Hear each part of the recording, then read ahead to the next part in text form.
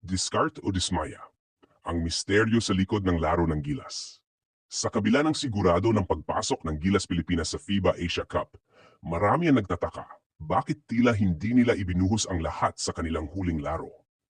Ito ba'y isang pinag-isipang estratehiya ni Coach Tim Cone o senyales ng posibleng kahinaan sa hinaharap? Ang kanilang hindi kumbinsidong pagganap ay nag-iiwan ng maraming tanong, lalo na't isang mabigat na kalaban ang susunod nilang haharapin, ang New Zealand. Sa kanilang pinakahuling laban, kapansin-pansin ang kawalan ng sigasig sa ilang bahagi ng laro. May mga pagkakataong nagpakita ang Gilas ng mahusay na opensa, ngunit tila hindi ito sinundan ng matibay na depensa o agresibong diskarte upang dominahin ang laro. Bagamat sapat ang kanilang ginawa upang mapanatili ang kompetisyon, hindi ito nagbigay ng matibay na pahayag tungkol sa kanilang tunay na kakayahan.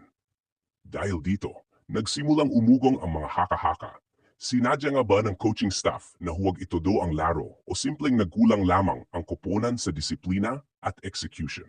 Hindi lingid sa kaalaman ng mga tagasunod ng Philippine basketball na si Tim Cone ay isang veterano at kinikilalang utak ng modernong laro sa bansa. Hindi siya kilala sa padalos-dalos na desisyon. Bawat galaw ay may malalim na dahilan. Kung titingnan ang kasaysayan ng kanyang coaching, madalas siyang nagtatago ng kanyang pinakamalakas na taktika para sa mas mahahalagang laban. Posibleng ang kanyang ginawa ay isang estratehiya, isang smokescreen upang linlangin ang mga kalaban, lalo na ang mga mas malalakas na koponan na tiyak ng nag-aaral ng galaw ng Gilas. Sa pamamagitan ng hindi pagpapakita ng buong puwersa, maaaring sinusukat niya kung paano magre-react ang koponan sa iba't ibang sitwasyon. Marahil, nais niyang makita kung paano ang performance ng kanyang second-string players kapag inilagay sila sa mas matitinding sitwasyon. Ngunit ang ganitong estratehiya ay may kaakibat na panganib. Ang momentum ay isang mahalagang aspeto sa international basketball. Kung masyadong magpapakampante ang Gilas, maaring bumaba ang kumpiyansa ng mga manlalaro at mawala ang kanilang rhythm pagdating sa mas mabibigat na laban. Sa kanilang susunod na laban, makakalaban ng Gilas ang New Zealand, isang koponan na kilala sa kanilang pisikal na laro at malakas na depensa. Kung ang ipinakitang laro ng Gilas sa kanilang huling laban ay mauulit, maaring maging masakit ang resulta. Isa sa mga malaking tanong ngayon ay kung itutuloy ba ni Coach Tim Cone ang kanyang tila experimental na diskarte o kung magpapakita na ang Gilas ng kanilang tunay na lakas. Maraming fans ang umaasa na hindi na muling makikita ang tila malamlam na performance ng koponan. Bagamat naiintindihan ng ilan ang pangangailangang mag-eksperimento, gusto rin nilang makita ang isang matatag at kumpiyansang koponan na handang lumaban sa kahit sinong kalaban.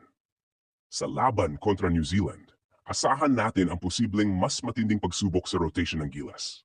Maaring subukan ni Cone ang mga mas batang players, lalo na ang mga hindi pa nabibigyan ng sapat na playing time.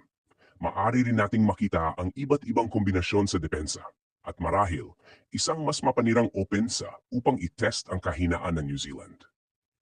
Ngunit kung ang Gilas ay muling magpapakita ng malambot na depensa at kawalan ng urgency, tiyak na mag-iinit ang diskusyon tungkol sa direksyon ng koponan.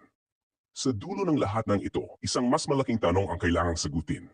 Ito ba ay simpleng discard ni Tim Cone upang paghandaan ang mas malalaking laban o isang babala na may mas malalim na problema sa loob ng koponan?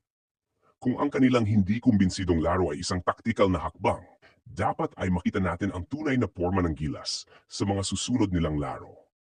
Ngunit, kung magpapatuloy ang kanilang underwhelming performances, maaring senyales ito ng mas malaking problema. Maaring hindi pa nila natatagpuan ang tamang chemistry o di kaya may mga isyong kailangang resolbahin sa loob ng team.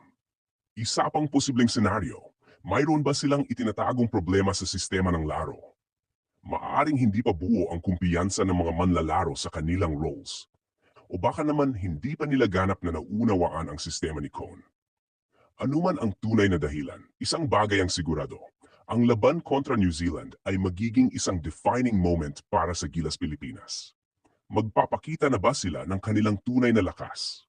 O magpapatuloy ang tanong kung may problema sa likod ng tabing? Kung sa susunod na laro ay makita pa rin natin ang parehong diskarte, maaring may mas malalim na dahilan kung bakit tila hindi pa nila inilalabas ang kanilang tunay na anyo. At kung hindi ito isang simpleng eksperimento, baka isang babala ito na ang tunay na laban ng Gilas ay hindi lamang sa loob ng court, kundi pati na rin sa loob ng kanilang sariling sistema.